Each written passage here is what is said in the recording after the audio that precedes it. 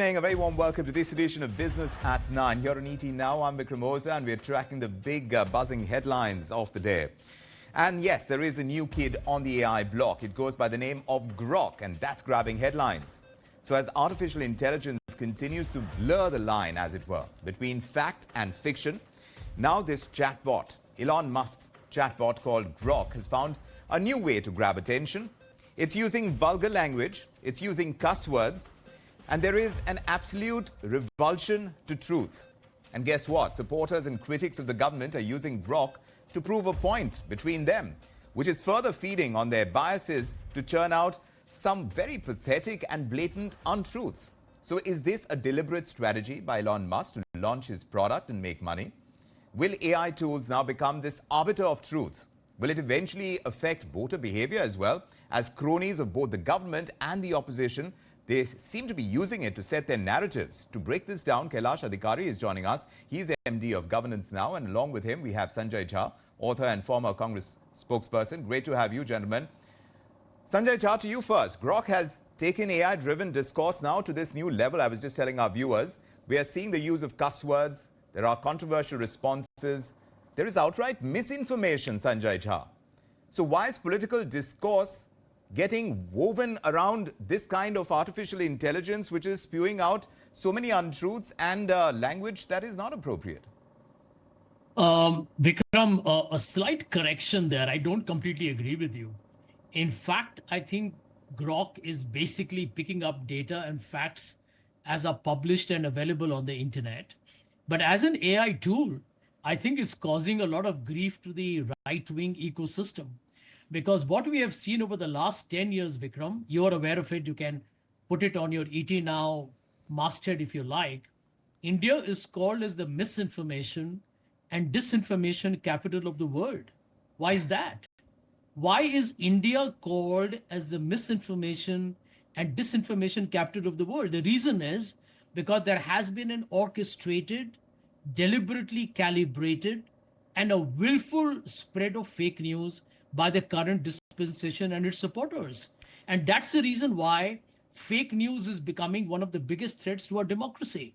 Now, if I look at what Grok has been answering, whether it is comparing Narendra Modi, the Prime Minister's educational qualifications, with that of Rahul Gandhi, whether it is questions on the Godhra and the Gujarat riots of 2002, whether it is on a lot of suspicious activities of the government with regards to many policies, it's out there in the open. So I think today, if anybody would be significantly worried, it will be everybody who supports the BJP and the right-wing apparatus. So political discourse, and that brings me to that fundamental question, Mr. Jha.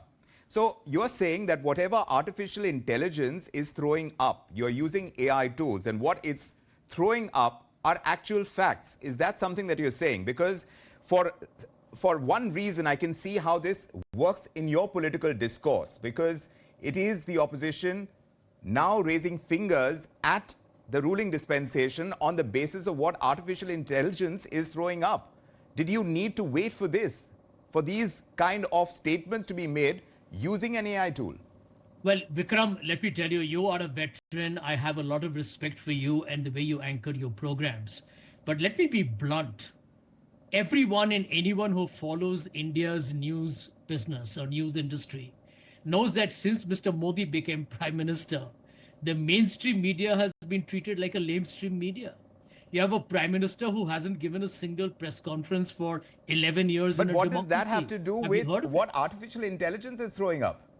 Well, artificial intelligence is basically telling the uncomfortable truths, the inconvenient facts that Mr. Modi's government has smothered using the power of its own ability to threaten or throttle the what I call is the distribution of fair news. Mr. Adhikari, would you take that on? We've seen both critics and supporters of the BJP using Grok. They're trying to validate their political views. Are we entering this new era where AI tools are becoming political players rather than neutral facilitators of information like they should be used as?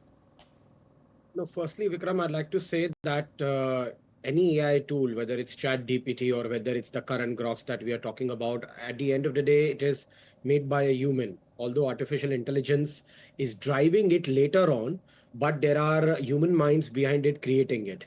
And it is very unfortunate that an organization, a corporate organization who has come up with Groks is behaving so, callously in throwing out information in a language which is not parliamentary, in a language which should not be accepted on a global platform or on a social media platform, and giving out information for which it is not been backed by anything.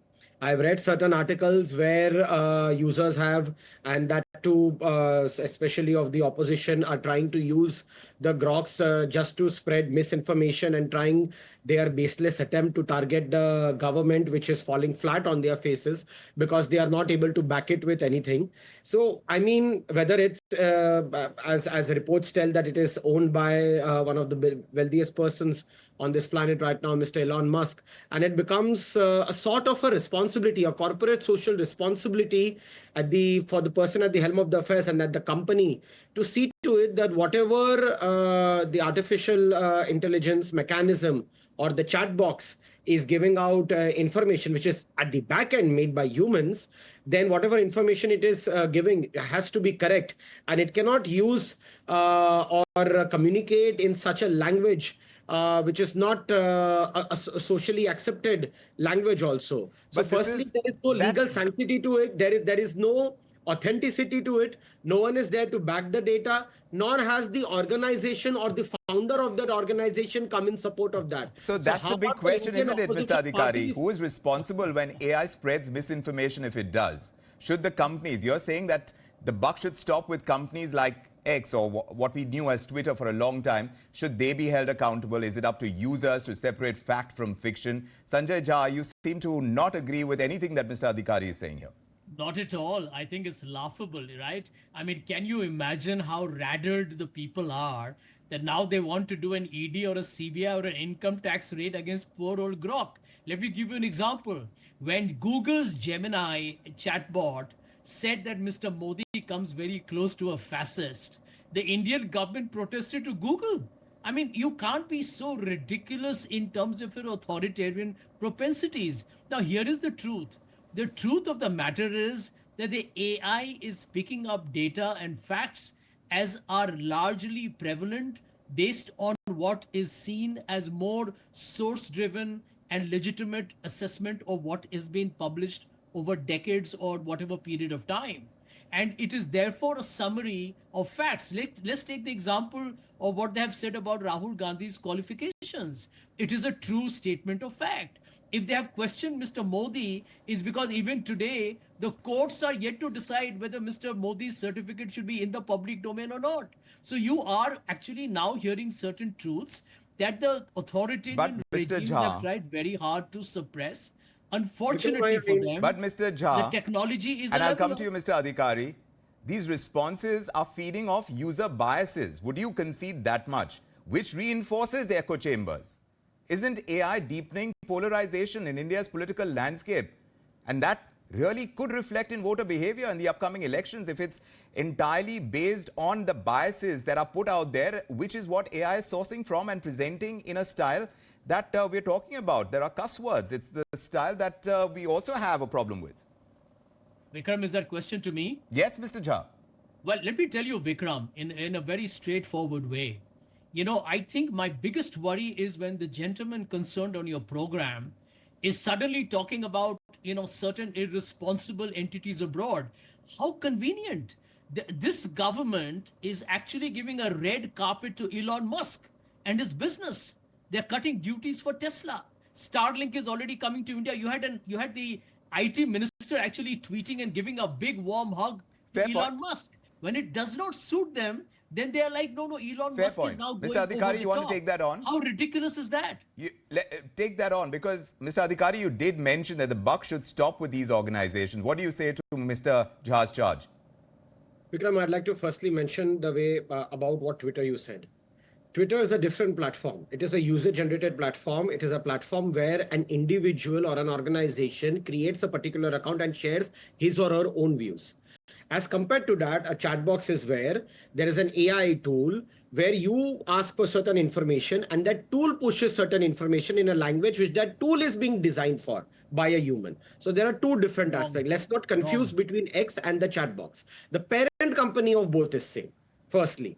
Secondly, But taking isn't the point- chatbot, just to interject over there, isn't that really feeding from whatever has been put over there by way of opinions? Exactly. No, Mr. firstly, in a chat GPT, if I'm using a chat GPT or any such kind of a product, I am asking for some information. It is not about I am sharing my views. I'm asking for certain information or I'm asking for certain data, and that particular chat box or that shows me or that provides me with an information or But whatever. where is it getting the information? The information is coming from users as well. It's from tweets from you and so many others, from all of us. There are two ways to look at it, Vikram. Firstly, it could be user generated, collating a certain data or a search engine as Google is there. Secondly, definitely it all depends upon how way that AI tool has been designed. Is it getting information from trusted sources? Can it verify that it has got the information from trusted sources? Can it authenticate that? That is a big question that we all need to answer. So Now, AI may not be able to do that. In the meantime, political discourse is being, now the narratives are being formed by what we are taking away from AI. And the fear is that an electorate might decide which way a vote goes based on the kind of information that comes through AI. That also depends upon Vikram for the opposition political parties to be responsible. If they believe that by taking information from a particular source, they'll be able to influence the electorate or spread misinformation, then they are not doing their duty towards the nation as well as the citizens. So you're saying that you should not be able to use that. You should not use information that is culled from AI to make charges. My only point is, if being a leader of a political party, if you're trying to spread some kind of information or you're sharing it in a public domain, then you should be able to back it. You just can't say that I've got it from a chat box or I've got it from an app. There has to be some kind of credible Mr. Jha, data take that charge because it's quite it. valid that you'll use something that AI is putting out and say that, look, AI is saying this. Is that enough? You need to back that up, don't you? Vikram, first and foremost, I think the gentleman concerned needs to understand that what You're comes talking to in Mr. Adhikari, AI, Mr. Jha. Why are you talking about the gentleman concerned? Okay, Mr. Adhikari of BJP now, I just want to make a simple point. I take strong that opposition to that, Vikram. I will That's all settle right. that, but let's make the points because here we're not getting into a political argument. This is about the use of AI, so let's stick to that. Mr. Jha. Yeah. So basically, it's common sense that Mr. Adhikari should know that today the biggest threat to Google's business is coming because the chat GPT or the AI tools are doing much more than just giving you information. They're doing it with a more rigorous research and answering your question more specifically as opposed to giving you a link. And the reason why it is more popular is because it gives you all of it stored and synthesized and summarized in a more readable It is format. crowdsourced, isn't it, Mr. Jha? Therein lies the problem that this doesn't always come from credible sources and sometimes nonsense goes out from artificial intelligence and sometimes we're using the word facts for those. But Vikram, in that case, ideally speaking, since the BJP's IT cell is notorious for spreading fake news, technically AI should be having only fake news. That is the difference. That is the whole difference, that the AI is able to distinguish between the wheat and the chaff. There may be an error, but the error rate is like negligible compared to what you're seeing today is a government-sponsored fake news factory that is threatening Indian democracy today. It's a fact. You have today Donald Trump. He's the president of the United States. He's uttered so much of fake news, even as the president of America. And you have the BJP today celebrating that Donald Trump has retweeted his interview with a magazine on Truth Social. That tells you the exact right-wing system is working in harmony, and all of them are interrelated in selling all kinds of. So you're trying to say that right-wing is doing this, but the other side of right-wing politics is not doing it. So that therein are the biases themselves, and all of this is going to show up on artificial intelligence in one way or the other. But you need a certain amount of maturity, and like you're saying, it's not just politics in India that is kind of dealing with AI. As far as hot topics go, it's a worldwide hot topic, given how easily Grok has sparked controversy. I'm just wondering, do we need stricter oversight on AI chatbots, or is this a slippery slope towards censorship? Tell me, what do you think, Mr. Adhikari? Of course, we need certain control. Vikram, this has been a debate since the time. See, we are all for technological advancement. We are all for digital India, and we are all for a digitized world. But that does not mean that on the pretext of technology, one can have a free pass. We are all in for the fact that yes, there should be someone like a chat GPT, or there should be like a chat box, but that does not mean that it throws information and that information is misused. Whether that information is correct, is there someone to authenticate it? At the end of the day, technology is important for everyone, and it is at a cornerstone for the coming revolution. But it should not be at the cost of spreading false information or misinformation, because then there are thousands of people who will try to prey on it. And in fact, try Mr. to Jha, yes, taking off from that point that Mr. Adhikari is making, Mr. Jha, you've been a vocal critic of misinformation in politics. You're talking about that as well. Don't we expect a certain level of maturity in politics when it comes to dealing with AI, because we know what it can do? And this is a bar that you're going to set for your electorate as well, to understand what AI brings to the table and how you need to separate the wheat from the chaff. These AI tools like Grok, these chatbots, they're making the battle against fake news harder, don't you think? Well, Vikram, let me tell you what is going to happen. Politically, I can tell you, because I have represented the opposition for a long time, it has not been a level playing field. It's not just with mainstream media, or call us the big media. It's also been the way the social media has been amplified by a lot of internet armies that work as trollers to kind of create their own trends. Now, what is going to happen with AI, the advantage with Grok, is you pose a question and the answer comes as a post, which is why it's very easy to then share it widely, and it will probably get a huge amplification. But when you need to I'm fact check expecting so the much. Narendra Modi government to threaten Twitter now. They are going to threaten X like they threatened Google, because they will want to control the information that is inconvenient for them, because end of day, the common man is probably going to trust a more dispassionate source. How are as you going opposed to to have a anybody else level saying it. playing field where you're constantly having to do fact checks? Yeah. Mr. Jha. Absolutely. And by the way, if the facts are not true, for example, if the BJP believes it's not true, they are free to contradict that by putting up facts. And that is their Achilles heel, because the BJP is notorious for spreading fake news on anybody and everybody relentlessly. And it is a known fact. It's all documented. Yes. If you Google right now, or if you ask right now, the either Gork, or you ask Gemini, or you ask Chat GPT, they'll give you a laundry list of fake news spread by the BJP. I'm not saying that the other parties have not done it, but the scale is minor compared to the huge factory that has been in operation for Mr. the last 10 Adhikari, years. do you see this as a sign of AI becoming this battleground for political control? It seems like it's going in that direction. And of course, facts then get murdered. Firstly, Vikram, it shouldn't. I mean, for political discourse and news can create a stir in the society. One should not use such tools which do not have which do not say that it is credible news, or which is not backed by data. And secondly, Vikram, I'm pretty amazed by the fact that how Mr. Sanjay Jha of the India Alliance is so much for the fact that, AI is completely giving out, we will give out data about the fact that how the Bharatiya Janata Party is accusing, is spreading fake news, and how pious is the opposition parties. I'm pretty amazed by how he is trying to just push the entire agenda, or the point of view that the entire government is actually trying to tackle it. And here is his point of view, which says that thanks to AI, we are coming to know that the government is doing this. I mean, So, such Mr. kind Jha, of if I was to take away contradiction, I'm first hearing this. Mr. Adhikari, just taking away from what you're saying, and let me take that across to Mr. Jha as I wind down this discussion and debate. Mr. Jha, if you were to take away politics from this, if you are going to look at AI-driven disinformation, because that could impact businesses, markets, even international relations, how big do you think this threat is? If it goes unchecked in the broader information ecosystem, how big a threat do you see it as? I definitely see that if there is a political party that has a very I insidious said take away the design- politics, Mr. Jha. Take Yeah, out the I'm politics. If you are not I'm going to have a commenting on the political debate politics. around what AI is generating, tell me, do you think disinformation could happen because of AI chatbots? Well, let me give you one classic example of the way AI was misused in our country.